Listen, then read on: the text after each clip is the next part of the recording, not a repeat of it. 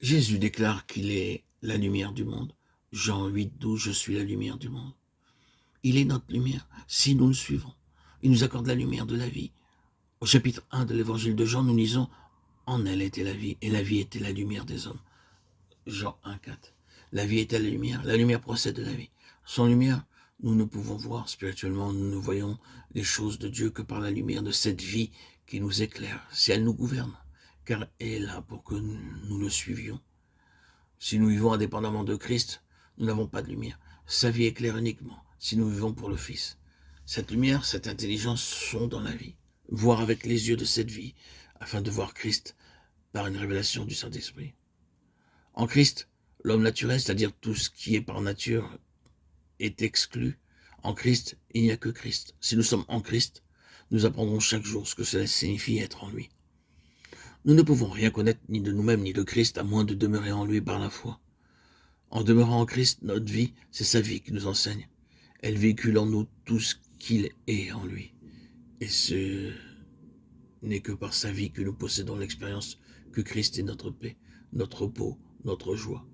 C'est ainsi que nous en possédons les réalités intérieures, que nous les vivons de plus en plus profondément.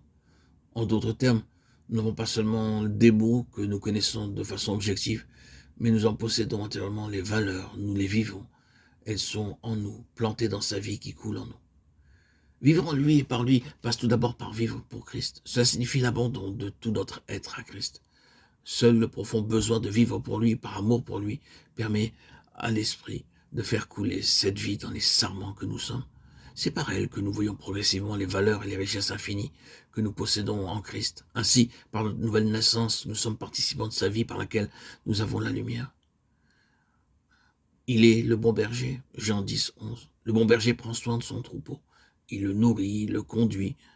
Nous avons vu que Christ est notre pain de vie, mais il désire non seulement nous apprendre à nous nourrir de lui, mais également à être conduits par lui. Christ devient notre berger lorsque nous entrons en ligne et dans la voie de ces trois principes fondamentaux qui sont la soumission à Christ parce qu'il est la tête, l'obéissance à Christ parce qu'il est notre Seigneur et la dépendance à Christ parce qu'il est notre vie.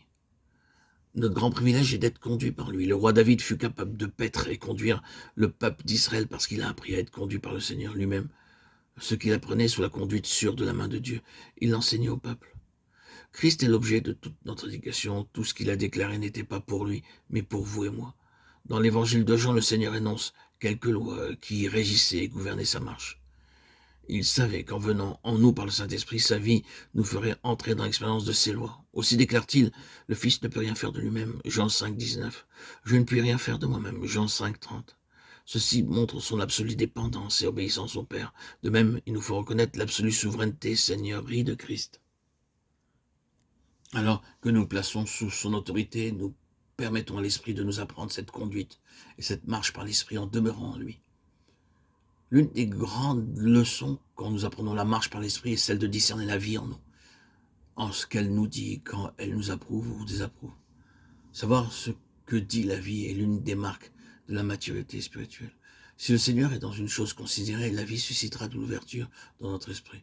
Nous enregistrerons un sens de vie, nous nous saurons approuver, et une liberté grandissante pour cette chose, une assurance, une certitude, nous serons donnés par la vie.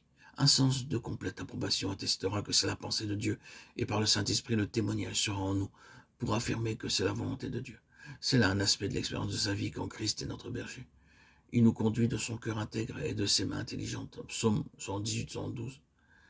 Car les pensées de la chair, c'est la mort, mais la pensée de l'esprit, vie et paix. Romains 8, 6.